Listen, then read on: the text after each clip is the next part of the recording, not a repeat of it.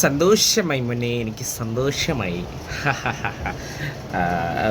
കുറച്ച് ഫാൻസുകാരന്മാരുണ്ടായിരുന്നു. അവന്മാരെ കുറച്ച് ഷോ ഉണ്ടായിരുന്നു. നമ്മളെ ടീം അങ്ങ് താഴോട്ട് വന്നപ്പോൾ അവന്മാരെ അങ്ങ് ഭയങ്കര മുടയായിരുന്നു. ആ മുട അങ്ങ് തീർന്നിട്ടുണ്ടേ. നമുക്ക് ഇനി മാച്ചിലോട്ട് കിടക്കാം. Rajasthan versus Mumbai Indians. Okay, match number 13.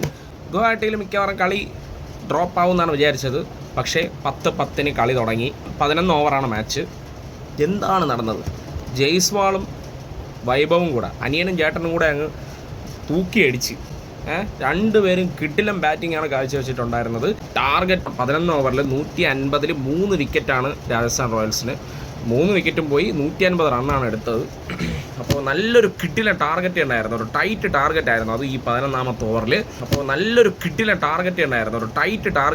ഈ 11ാമത്തെ ഓവറിൽ മുംബൈ കൈ വിട്ട് പോയി 123 റണ്ണ് മാത്രമാണ് എടുത്തത്. അത് 9 വിക്കറ്റാണ് പോയത് കേട്ടാ. ഫുൾ ഓവറും കളിച്ചു. ബട്ട് ബാറ്റിംഗ് ആയാലും ബോളിംഗ് ആയാലും ഫീൽഡിംഗ് ആയാലും പൊളിയായിരുന്നു രാജസ്ഥാൻ റോയൽസ്.